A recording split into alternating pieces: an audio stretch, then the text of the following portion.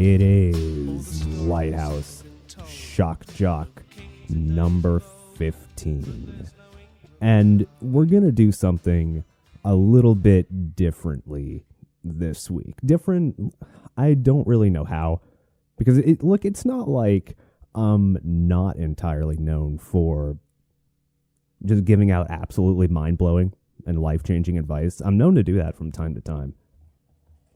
Nobody comes up and tells me afterwards that it's life-changing or highly impactful advice, but I just know. I just know, trust me. But, yeah, so I want to do a little bit of a check-in, given that we are now officially in the month of February, in the great year of our Lord, 2025. You won't catch me dead calling it 2025, by the way. I'm pretty sure that only people that do that are the people that, like, want to sound extra important.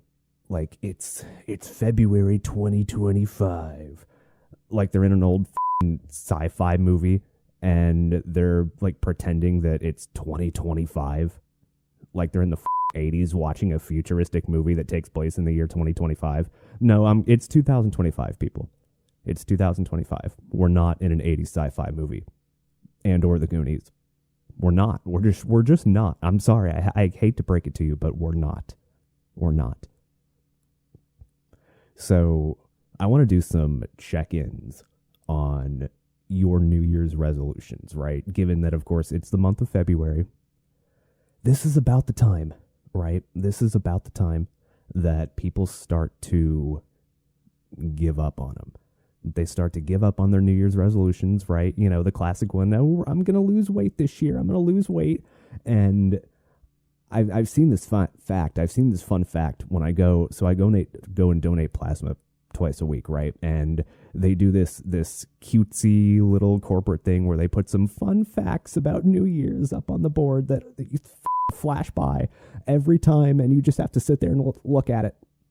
Unless you're everybody and have a phone to scroll through and look at. It's a much better option, trust me. Even though I do something else during that. But so they had that fun fact that said people quit their New Year's resolutions about how much you would expect, right? The amount of time that it would take somebody to quit their New Year's resolutions, I'll let's play a guessing game. I'll give you guys a couple of seconds to give it your guess. How long do you think it takes the average human being to give up on their New Year's resolutions? Get your guesses in. I'll give you a hint. It's a very clean, crisp, very clean and crisp amount of time. You're going to like it, trust me. And you won't be surprised. Give up yet? You probably don't because you have your guesses in. Well, it is 2 weeks. Congratulations if you got 2 weeks. You could probably have guessed it. It seems fairly obvious. See, it's clean. So it takes you, on average, 2 weeks to give up on your New Year's resolutions. But here we are in February, right? I want to know, which ones have you stuck with? Which ones have you given up? We got to hold each other accountable, people. So that's what I want to know. I guess we have to do the YouTube call to action, right? Do that whole be a good podcaster thing for some reason. Don't ask me why. At least this time it only took me 5 minutes to do it, but to do the call to action, we're getting there. Bam, we're playing the algorithm. Oh, watch. This episode's going to be like 45 minutes long. The YouTube algorithm will, like, legitimately pop out of the screen and suck my for a 45-minute podcast episode with chapters and a call to action at minute 5. Man, all I need now is an ad read for, what's one of the companies that advertises on all the podcasts? You know them. there's some like, oh, Blue Chew. Yeah, Blue Chew. You know, I would do a pretty sick Blue Chew read. I'm not going to lie. I'm kind of arguing for it right now. Look, if you needed help after producing a very crisp, algorithmic 45-minute podcast episode, and YouTube, the demon YouTube is right there, ready. Put its mouth on there. You know what I'm talking about. And it's on you, right? You only have a couple of sucking motions to get it up. And some people need some help with that. It's okay. Look, there's nothing to be ashamed of. There kind of is, but in theory, there's nothing to be ashamed of. And you know what will help with that? Blue Chew. Need I say more? I don't think I need to. But yeah, leave me a comment. Let me know how your New Year's resolutions are doing, given that it is February 5th, 2005. I want to know. Have you given them up by now? You know what it ended up being for me, right? And I know that we're kind of like breaching on territory where I mentioned last episode that I was trying to keep separate from the main show. But you know what? This is kind of relevant. I mean, it's relevant to real life. I mean, it's not like God is not relevant to real life, too. He kind of is real life, right? You can't just, like, cold turkey it. Did I really just go within a 60-second span of time talking about a YouTube demon sucking my to, yeah, so God just directed me in a completely different direction on my New Year's resolutions.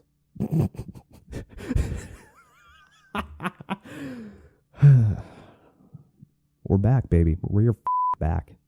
We are back.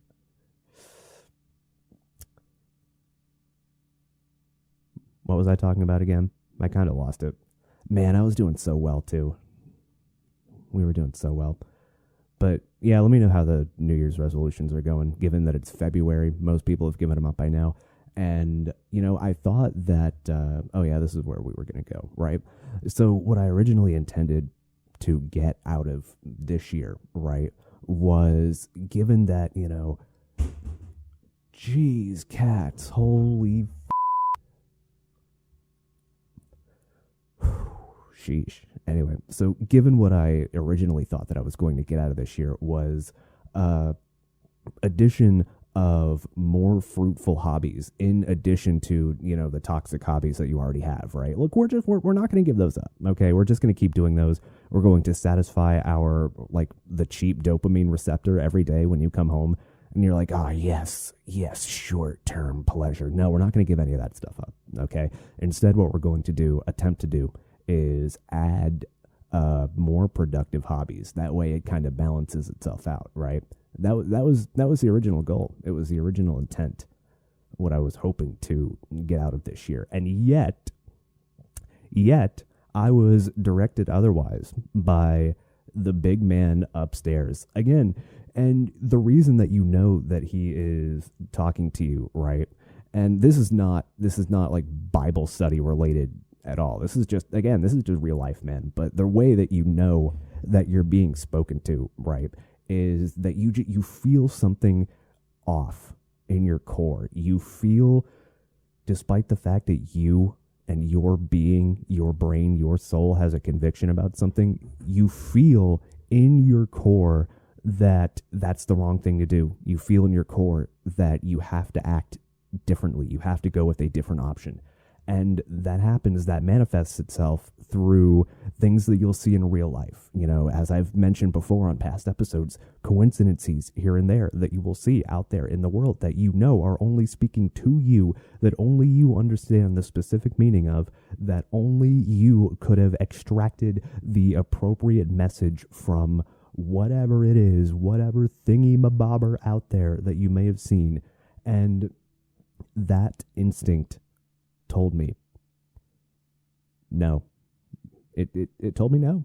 It just straight up told me, you know what? No, you are a idiot, and you actually need to completely change your approach. So instead, what you're going to be doing this year is giving up your axing, you're chopping, you are slicing. Hold on. Work with me here. You're slicing. Where is it? I apologize for that one. I was a very terrible producer. But yeah, you're being directed to slice and cut all of your like bad hobbies out, right? Instead of add the things that I wanted to do. Funnily enough, the show is the only... Oh my God. Do you see this? You can't because the light is not... You heard it though. That was a feline creature being an annoying little But yeah, so instead of like trying to add new hobbies, the show is the only hobby that I believe I'm going to be resuming this year. I'm not even adding it. It's just resuming. And that's a good hobby. Maybe. We'll see how it goes. I do have a side tangent on that while we're kind of dealing with like seeing coincidences and synchronicities in life and viewing that as a divine message. While we're kind of on that theme, right? Not only did I receive a different message from him regarding giving up the toxic instead of adding good stuff, but also, you know, funnily enough, after the last episode, you know what I indicated? I basically was going into the mindset of separating our Bible study that we do on the other channel. And God, I'm doing that old guy on PBS thing. My mouth is so... no, I was about to say it. Sorry. I'm even talking about him too. But funnily enough, like after the last show, right? I was expecting some pushback. I was expecting that feeling again in your core when I separated the Bible study show from the main show and decided that, look, we're just going to go all out for the main show. And look, if imagining the YouTube demon like blowing you doesn't count as not good, then I don't know what does. But I was expecting pushback on that, right? I was expecting for my core to give me the message that's like, nah, you're f***ing up. You should not be doing that.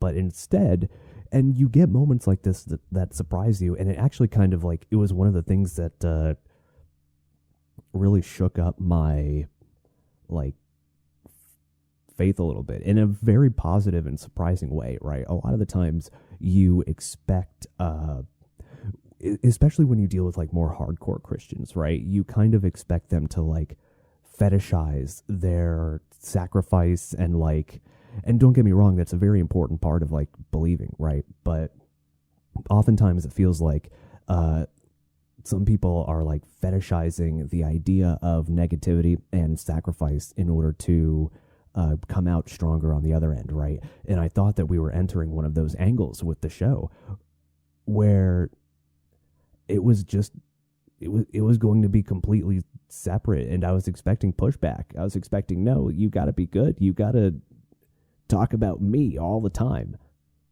I was kind of expecting that.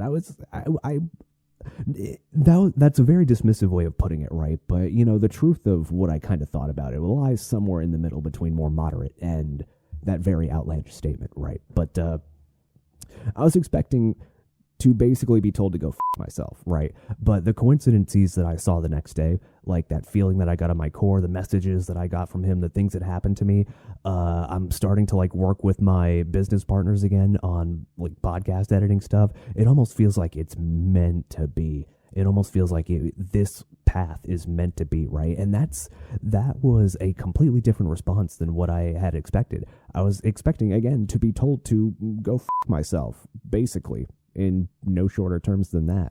But instead, I was fully and wholly surprised and like floored to be given the green light on what I've decided that the future approach is going to be, to kind of separate the two entities and go all out on their intended purposes on both of them. Funnily enough, that I got the green light on that when I was expecting to be told no. And, you expect affirmation and like punishment in a very negative way, right? But when the exact opposite happens and you're like given the green light and like the yellow brick road in front of you is like just dusted off and the red carpet is laid out and he's saying, come forth, my child, come forth to me. Yes, I've cleared your path. Come forth. And he makes it so easy. It's like, damn, that's not supposed to happen, right? This is supposed to be a struggle. And it's kind of not. Well, at least not yet, right? You also can't let the hubris with that set in too.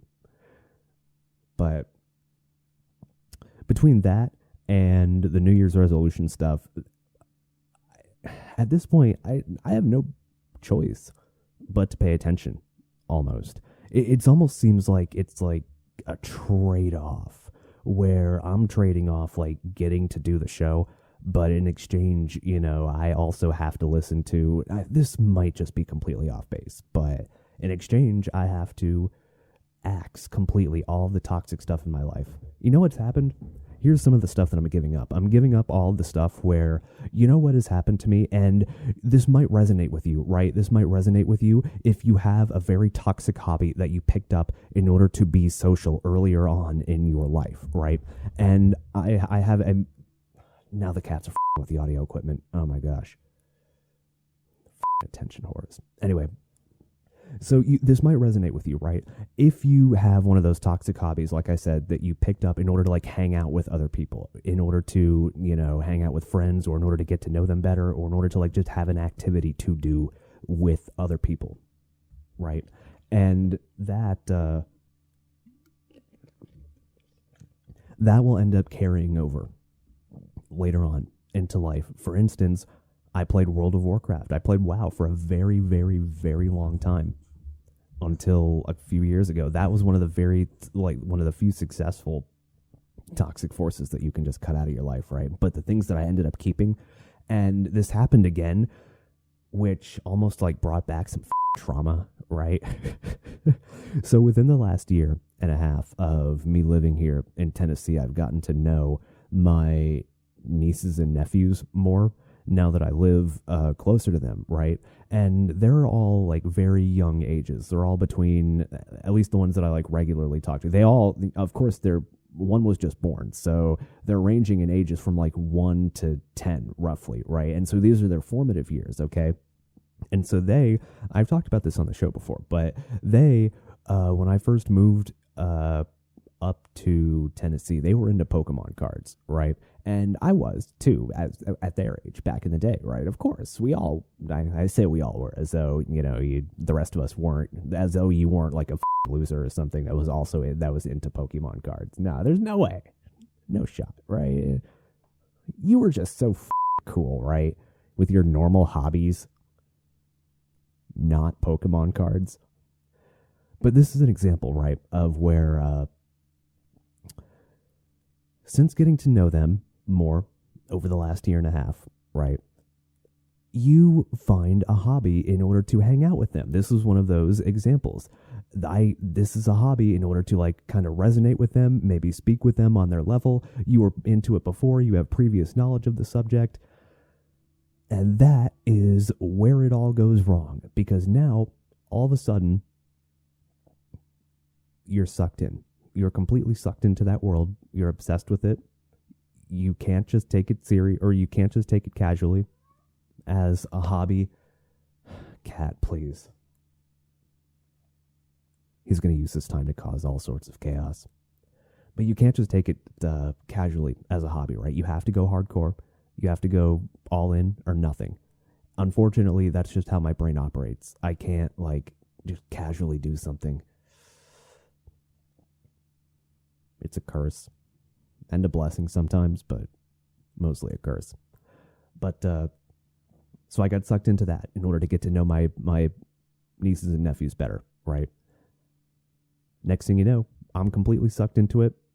I'm following the competitive scene again. I'm thinking about like going to playing in tournaments. It got absolutely ridiculous for a while. And so I gave that up, except for like I kept something to play with my nieces and nephews with, right? Other than that, I got rid of all the collector all the extra You just keep a deck, have fun with, or two, and get rid of everything else, right? And had to do that eventually, because what'll happen is, and this happened with all the other hobbies, all the other major obsessions that I have now. Like, I still watch League of Legends. I don't play it. I just watch the esport for some reason. I don't know why. It's sunk cost fallacy. It's because I watched it too much to give it up. I've watched it too long. I know too much of the history. I feel, that parasocial relationship with like various content creators and like that. We all do.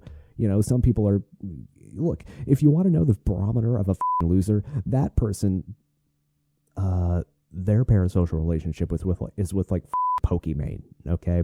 And they're like super chatting and donating $20 to her every stream. Like, please notice me. Please notice me. Pokimane. Please notice me. I just donated $25. But that's what some people do, right? That's the barometer.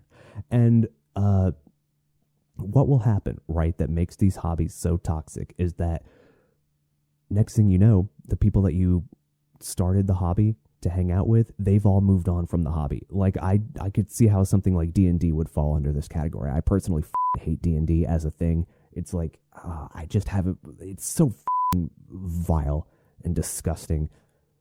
I don't know why. I just have at my core, repulsion to D&D. Don't ask me why. I played WoW. I don't get it. But there's something about D&D that just screams like, boo, loser. But next thing you know, you're still obsessed with the hobby. A hobby that is meant to be done, kind of socially for fun, not hardcore, casually for most of us. And then the next thing you know, your friends and the people that you picked up the hobby to connect with have all moved on. And then you're the one that's stuck holding the bag. You're the one that's stuck with it. And then next thing you know, you've been following it for 12 years and it's too late. You're too sucked in to move on. This is an example of one of those things that have to be given up. That is a toxic force that has to be cut out of your life. You just have to give it up cold turkey. And I haven't done it. I haven't done it with League yet. I'm still watching League. I'm still listening to the podcast. That's coming. I gotta do one at a time, right? You gotta do one at a time. You know what I might have to do? I might have to ceremoniously burn a Pokemon card just for fun. Oh, that would be kind of spiritually cleansing. I also don't want to set off my fire alarm in my apartment at 3:00 in the morning. I've done that before. Cooking steak on a non-stick pan. Yeah, the people that know how bad that is are like, what the are you doing? What the Yeah, I did that recently. My bad. But yeah, maybe this is some inspiration for you to actually start. It's not too late. Especially if your goal is to lose weight. It's February. All the New Year's resolutioners, they're out of the gym. They're out. You can go again. It's possible. They're all gone. It's not going to be crowded anymore. You could still go. It's not too late.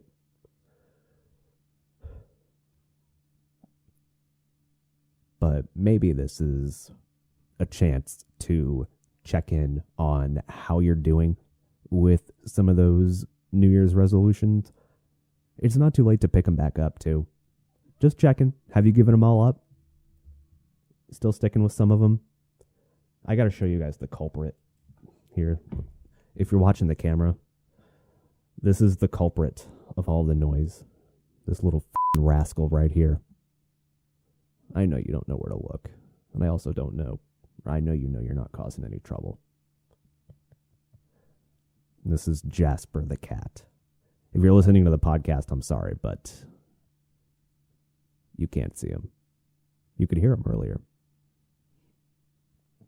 He's the source of the leak. What else did we have? So I've been avoiding like talking about current events recently, right? Because it seems like we're entering a very volatile time right now, regardless of what side you're on. And here's the thing, I don't know what side I'm on. I don't even think I'm on a side. I was so like adamant about it. But here's the thing, there reaches a certain point, right, where not having a team becomes your team, right? And you just become kind of tribal about the fact that you're not on any side, and it ends up being one of those, like, if you're a centrist, like, you become part of the centrist tribe too, in a sense, right? Just like the left, just like the right, just like all that all of the kind of ridiculousness, which seems like is just getting worse. And I get that, that would be a surefire way to like accomplish something as a podcaster, but I also don't want to sell my soul in that way. You see people that have made it big, like talking about current events and the current thing, and it almost, you have to, but at the same time, it's just so empty and soulless. But the thing is, there's a dance that you have to do with it in order to be at least somewhat relevant. Don't get me wrong, I don't like it. I hate it, actually. Like, if I could just sit here and talk for 27 and a half minutes about New Year's resolutions and cutting them out, I would. Wait a minute. Hold on just a moment here. But you almost have to. You can't avoid talking about at least something that is slightly tangential to the current thing, right? Like, don't get me wrong. You've noticed it, I'm sure. I'm sure just about everything that like keeps you on the edge of your seat is related to the current thing, right? Or is at least somewhat related to the current thing, whether it be like sports, that's a current thing. Whether or not it be movies, that's a current thing. Music, sometimes that's a current thing. You know what I need to get a better answer for, by the way, is when like people ask me, so what kind of music do you listen to? My stepbrother asked me this recently, and like, are you in one of those positions like me where you have an answer, but you don't really have an answer? Like, maybe it's just being autistic, but I don't know the answer to that question because, like, I listen to really, like, stupid music sometimes. I don't really know how to put it besides that. I am, like, a one-trick pony when it comes to listening to music, but also at the same time, I don't dislike most music except Kendrick. But you gotta condense your answer to like one word. Otherwise, you're a weirdo. You're a weirdo if you're like, I don't know. I don't really listen to music most of the time unless it's like a very select group of things that I like will autistically listen to like 3 times in a row so that I like know it until a song or a thing that I like or a piece of music that I like is committed to my soul. I'll listen to it like 5 times in a row and then like, all right, it's in there. We got it. But that's too long of an answer. And that's not like, I know that this isn't necessarily relevant to me because of my status as a right sexual. But like, look, when a girl asks you what type of music, like, so what type of music do you like to like listen to? Oh my God. But like when you get asked that and your answer isn't like a clean like answer, of course, that has game to it. Not that this is relevant to me in any capacity.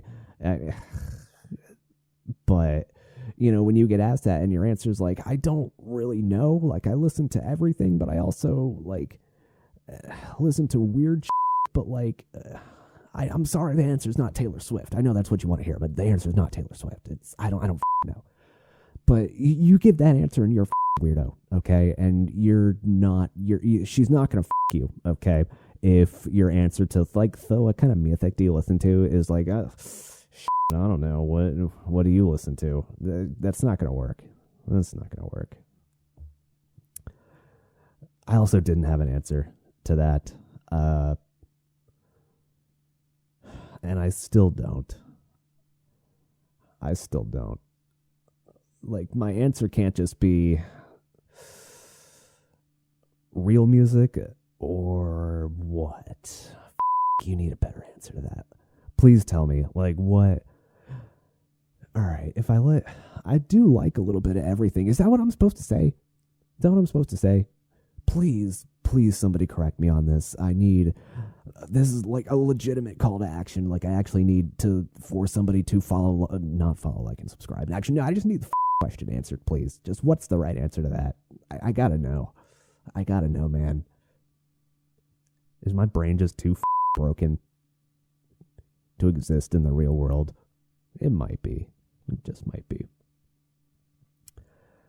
But yeah, you can't avoid talking about current events. And the one current event that I'm at least somewhat interested in, and the reason for that is that, so I got a package that I did not order from Wish recently. And if anybody's ordered from Wish, they know exactly what it is. It's one of those Chinese sites that you can go to order something for like pennies on the dollar because it's in China and they're just trying to get rid of it, man. They just don't want that shit over there.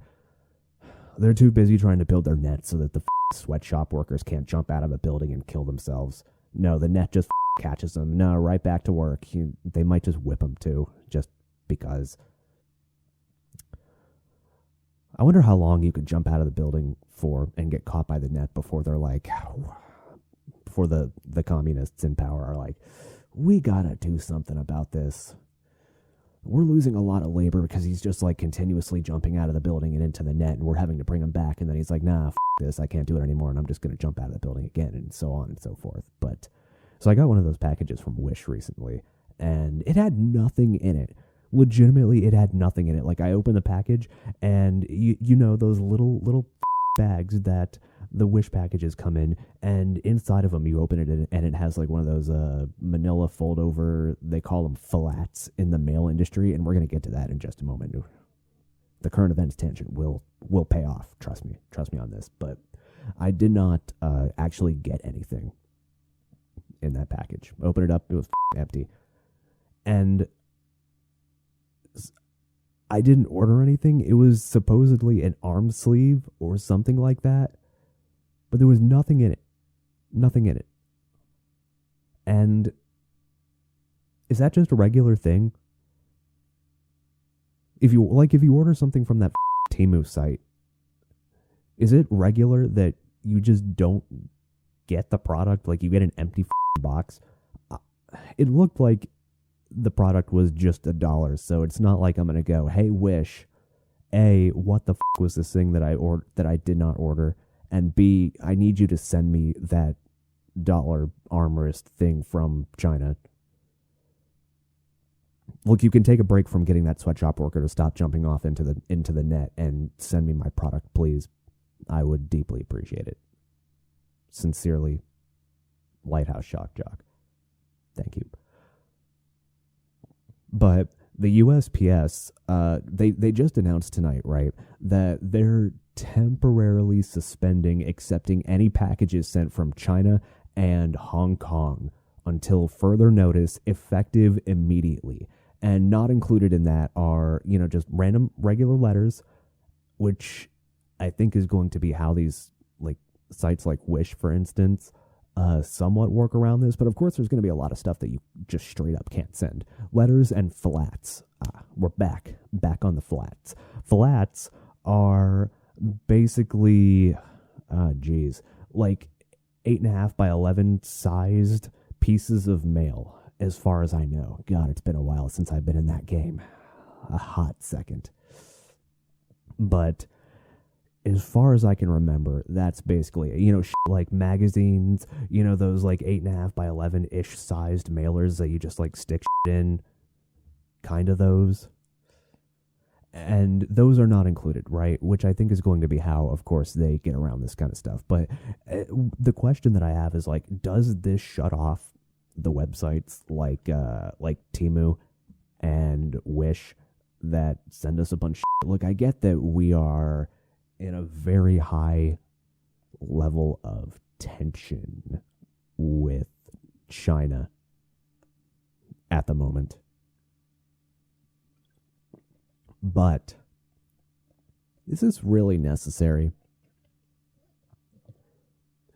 By the way, that I heard recently, and that story I don't have in front of me, so my factual accuracy on this might be somewhat less than it is on this story, right? But I heard that they closed some kind of loophole that apparently like China and other countries in that region can send us packages, something about maybe that they're like less than, if they're less than $800, they could send them. It's something related to that. But there's some kind of loophole that just got closed that's going to affect Temu's ability to ship things to us. So the combination of like that and the USPS stopping or suspending their accepting of packages sent from China and Hong Kong, like this is serious. Like this really shuts down the kind of cheap product dynamic that we have with them, where, you know, we have these methods to get ourselves some very, very cheap product. And sure, it's less quality or lower quality, and you know that it's probably coming from a sweatshop. But you know what?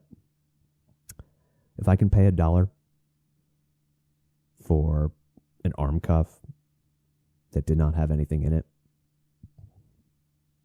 maybe that was the result. Like maybe that loophole being closed, whatever the it was, just sucked the arm cuff or arm band or whatever the it is right out of my package. And now we won't even be getting any of those packages. The problem is that I don't think this completely shuts them down, right? Because as I said earlier, you know, they could send the stuff that's like, they could send stuff in letter-sized things, since letters and flats are not included in the suspension. They could still probably get around it. It might be a pain in the ass, but, you know, that's why they have indentured servants. Slaves, basically, to do it. The slave's not going to complain. I mean, he will, but again, you know, the net's going to, it's just going to catch him. He's not going to be able to fall to the ground. It's not going to work. His head is not going to explode. He's not going to get sweet release. The poor Chinese man. Actually, it's not a poor Chinese man. It's a poor, like, 5-year-old girl. That's f***ed up. Do you know if you're a 5-year-old girl that you want to jump off a building? Is that, like, possible in 5-year-old girl brain territory to, like... It probably is. It's not a thing that they would do on their own.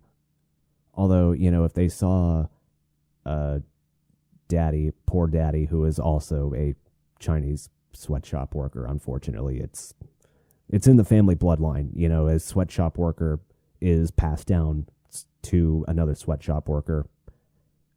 It's sweatshop worker blood. It just flows. It goes down the chain. But you would think that, you know, maybe poor 5-year-old girl, like, sees daddy try to jump off the building, get caught by the net, and then come back. Just imagine. Imagine you're 5 years old and you watch your dad jump off a building and get caught by a net and then get sent back to work in the sweatshop. At what point in your family bloodline would you decide to, like, stop having kids because you know that your kid is also going to be a doomed 5-year-old sweatshop worker girl? Those are just the questions I have. I don't know why. Don't ask me why. But, So yeah, that's just about it, I think. Let's see. Housekeeping. Do we even have any of this to do? Housekeeping. Come back later, please. Housekeeping. Not now. Housekeeping. Committing Go away. to one a week. And look, I did this show just out of the goodness of my heart. Mostly because I'm avoiding doing other things. So why not? Why not, right? Plus, I kind of like the idea of, look, let's just sit down and chat for 45 minutes straight. It makes it way, way easier to edit, by the way. Still have to go through and edit all the Wait, do I even... I'd like to know what you guys think. Should I continue censoring the main show? In some ways, I think it's kind of funny, but in other ways, it's a huge pain in the ass, and it takes me a long time to do. And also, I have to actually go back and listen to the show and listen to myself. God, I was about to say it again. I was about to say GD again. That's bad. Bad, by the way. But I would be curious what you think about this. I need your input. You could leave a comment either in the YouTube video. I'm pretty sure you can leave a comment on the podcast platforms, like on Spotify, Apple Podcasts. I think you can leave a comment. At the very least, leave a good rating. And if I didn't amuse you at all in any capacity, and you're still listening to this 42 minutes in, you know what? I'm down. Just leave it. Don't do that. But I would greatly enjoy it if you did. But yeah, do you want me to keep censoring the show? That for some reason I feel like I should continue to do that. Don't ask me why. Maybe it's so that all right, to be fair, if we're going back to raunchy antics, I was about to say that, censoring the show at least makes it so that, say, it would adhere to the TV-14 rating, on TV. I watched a lot of Comedy Central growing up, so I'm very familiar with the TV-14 rating, except for TVMA, because that's what South Park was. Other than that, I'm familiar with the TV-14 rating. I think the show would pass for TV-14 while being censored. Unfortunately, the fact that it has to also be on TV is not a benefit, by the way. It's not a benefit. I've mentioned this many times before, but if I could go back to just straight doing 90s radio, go to the radio station a couple hours every day, just chill, chat. Look, I know it's harder than that. I've been doing it for 8 years. I know, trust me. You got to sex it up for the general public, though. But yeah, we're back. We're back, baby. Also, I am going to record another episode. I get that we're not doing it on the show anymore, as we've treaded multiple times, but I am going to record another episode of Lighthouse Jock Bible Study this week, too. About what? I am not sure yet. That's one of those that I will plan something and then probably get thrown a loop into a completely different direction. But that's the fun of it. That's the fun of it. Even though it is kind of going to be a little bit more serious over there. The thing that I didn't mention last week is that, what I'd noticed that I would do is that I would sometimes try to be funny on the Bible study show, just for the sake of doing it. Not that, Bible study couldn't be humorous or it couldn't be lighter. But sometimes I was just making jokes just for the sake of making jokes because it's attached to the main show. So we'll be a little bit more rigorous with it. We'll still have some fun, of course, because I really don't think that it's impossible to have a good time. But I'll do another one of those this week. So stay tuned for that. That will probably just about do it.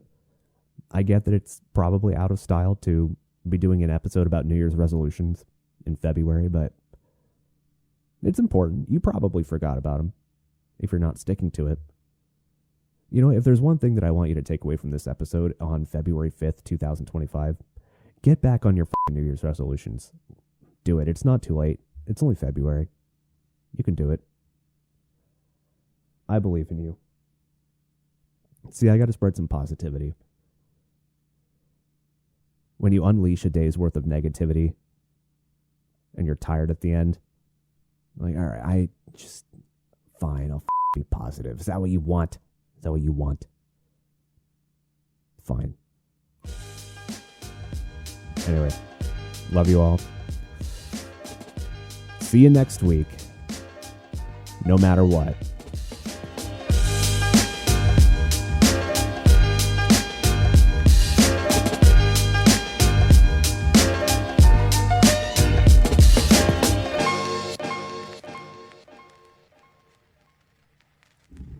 Goodbye, everyone. I'll remember you all in therapy.